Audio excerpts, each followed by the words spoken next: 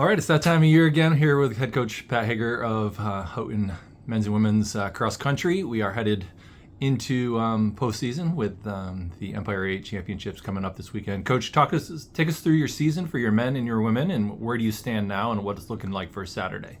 Right. Our season has been great. We raced pretty sparingly. Started off with a couple of short course meets, so women running 3K and 4K the first two meets, men running 4K and 5K just to kind of get into the racing mindset. Then we had a couple of really good 8K and 6K races for both genders at Lock Haven, which has been sort of a marquee race for us just to check fitness mid-season, and that just the past 3 years has gone really well.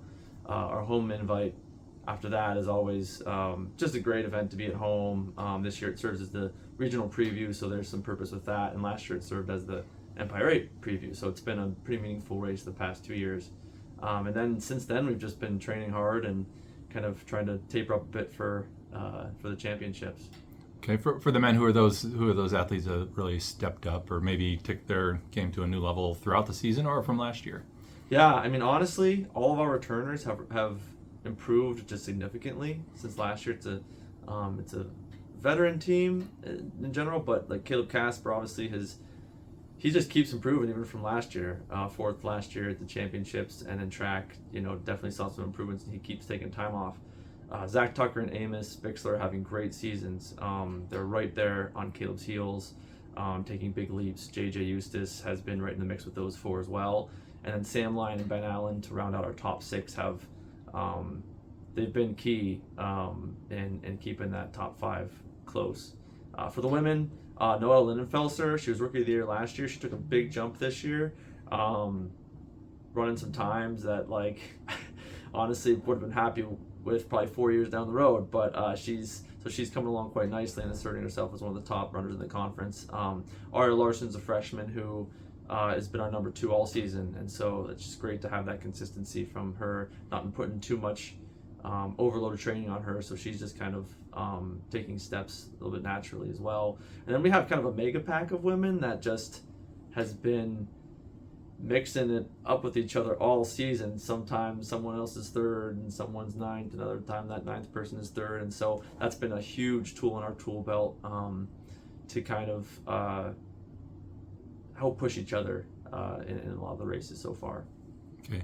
In terms of the competition you have this weekend, obviously it's the same faces for many of the teams with some new competitors. But who are the teams to watch out for, and where do we stack up in there? Yeah, well, the men race first, so I'll start there.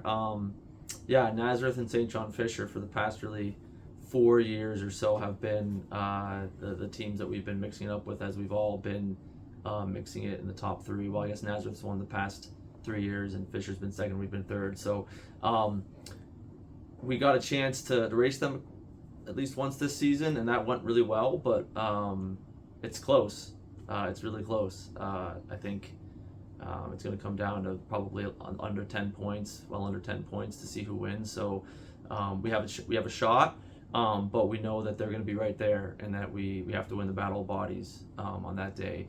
Utica has a couple of strong runners. They've been kind of at the 4th position, so we're keeping an eye out for them and just making sure that we have people where we need to be. For the women, they're kind of a clear third right now. Naz and Fisher have been running 1 and 2 in the conference. We would love to catch one of them, kind of lift our performance up a bit, and maybe wait for some of their runners to fall if that happens. Behind us, Utica and Alfred have been sort of a healthy 4th and 5th, and so we're looking to just put runners where they need to be, in the position they need to be in the race, and then you don't play defense in cross country, so you kind of hope that people fall to you or that you get ahead of them, and that's really all you can do. So we kind of talk about that. If we have our best day, like we raced our best day at Lock Haven, if we replicate that, we'll accomplish everything we want to do this season. And from the individual, Caleb and Noelle, chance for top 5, chance for getting in the top 3. What are your thoughts there for those two? Yeah, no, that's something we talked about a lot. Zach. Yeah, well, that's right. Good point. I mean, Caleb and Noelle are contenders to win individually. I mean, that's just, they've put themselves in that position. They've earned the right to be in that discussion. Noel, I think, is running the second fastest time in the conference by 2 seconds. Caleb is right up there with those top guys in terms of what they've run, and has been in the mix with them, obviously, in track and cross country the past year and a half. So yeah, certainly. So I mean, they could win. They could both be fourth, and that wouldn't be crazy just because there are a lot of good runners. But I'll put my bet on our guys and our girls to be right up there.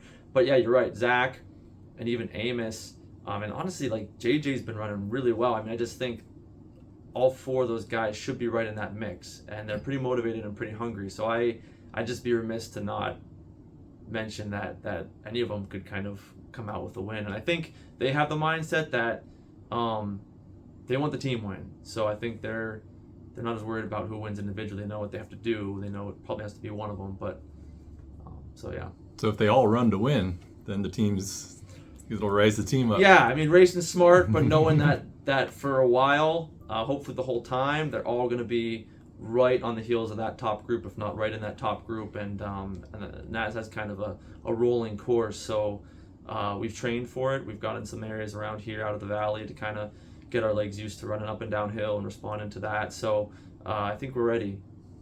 Good. All right. Good luck this weekend. Thanks.